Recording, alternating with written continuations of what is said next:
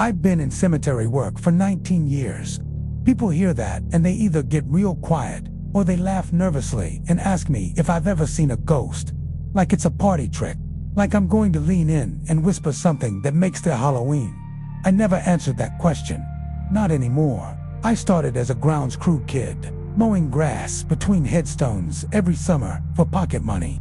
By the time I was 23, I was a full-time Sexton's assistant at Calvary Memorial up in the hill country. By 30, I was running my own crew. 3 guys, a backhoe, a transit level, and more paperwork than you'd ever believe goes into putting someone in the ground. Most people don't realize cemetery work is meticulous. Every plot mapped to the inch, every depth logged, every casket placement signed off by the county. There are rules upon rules upon rules, and I followed every single one of them for 18 years without incident.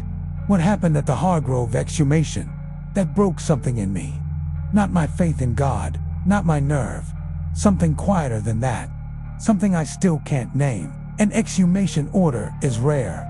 In my 19 years, I've overseen maybe a dozen. They happen for a few reasons: legal disputes, family relocation requests, forensic investigations. Doesn't matter why. The how is always the same. You get a county order, a coroner's representative, sometimes a funeral director. You show up before dawn, before visitors, before the world wakes up and reminds itself that death is a real thing. The Hargrove job came through in October, second week. I remember because the leaves had all come down at once that year. One bad storm, and then just bare trees overnight. Made the whole cemetery look like an old photograph. The order was for a Section G, Plot 31. A woman named Meredith Hargrove, interred 14 months prior. The family was relocating her remains to a plot in another state, closer to her daughter. Clean paperwork. Routine, as routine gets. I had 2 guys with me that morning, Danny, who'd been with me about 4 years, and a newer kid named Tobias Tobe. Good worker, quiet. The coroner's rep was a woman named Sandra. I'd worked with her twice before. Professional no-nonsense. We were on site by 5:15 a.m. Still dark, temperature sitting right around 38 degrees. That specific kind of damp cold that finds every gap in your jacket and just lives there. The rain wasn't falling so much as hanging in the air. That gray mist that coats your glasses and makes the flashlight beams look thick. I had my site map. I walked Section G with my lamp, counted the row markers, found Plot 31. The temporary marker was still there, a small aluminum stake with the plot number pressed into it. Everything matched the paperwork. I radioed Danny to bring the backhoe around. Routine. Completely routine. Now, here's where I need you to understand something about exhumations that most people don't know. Before we break ground, there is a mandatory visual inspection and measurement of the surface plot. We check for subsidence. That's the natural settling of the soil over a casket as it compresses and decomposes over time. A normal 14-month-old burial shows maybe 2 to 4 inches of subsidence in the center of the plot. Completely normal. Expected. Plot 31 showed 0 subsidence. I measured it 3 times. I had Danny check it. I had Sandra check it. Flat as a table. Like new sod laid last Tuesday. Sandra marked it on her clipboard, noted it as irregular, but not a procedural stopper. Could be 100 explanations, she said. Dense clay soil. Unusually dry summer. Whatever. I agreed with her out loud, but I made Danny take a second pass with the transit level, just to be sure. I don't know why. Just something sitting low in my stomach. We broke ground at 5:47 a.m. The backhoe works and passes, Tobe running the machine, me spotting with a lamp. You go down careful in the last 2 feet. You don't want to damage the vault. Standard burial depth at Calvary Memorial is 6 feet even. We always log our progress at 2-foot intervals with a probe rod at 4 feet. The rod hits something solid. I thought it was a rock at first. Section G has some shale underneath in a few spots, but the sound wasn't right. A rock gives you a dull click. This was a lower sound, dense, like hitting wood. I told Tobe to shut the machine down. I dropped into the hole myself with a hand lamp. The soil down there was cold in a way that I can only describe as deliberate. Not natural cold. Not ground temperature cold. The kind that makes you feel like the air itself is pulling heat out of you on purpose. I used my hand trowel and cleared the last few inches manually. It was the casket lid, at 4 feet, not 6. I called Sandra down to look. She photographed it, made more notes. "Settling anomaly," she said. The vault must have shifted, but her voice had gone flat. "Careful." The voice people use when they're narrating. A problem to keep themselves from reacting to it.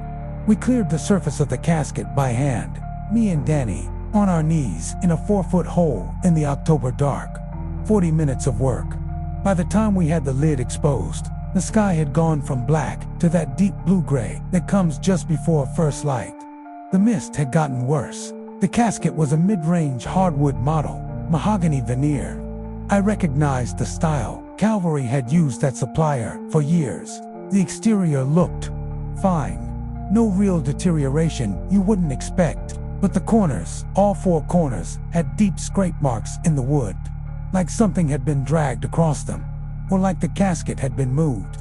My hand was on the latching mechanism when Sandra said, quietly, "Do you hear that?" I stopped. She was right. Inside the casket, and I am asking you to understand what I am telling you, there was a sound. Not a settling, not gas release, which does happen, which is normal, which I have heard dozens of times, and which sounds nothing like this.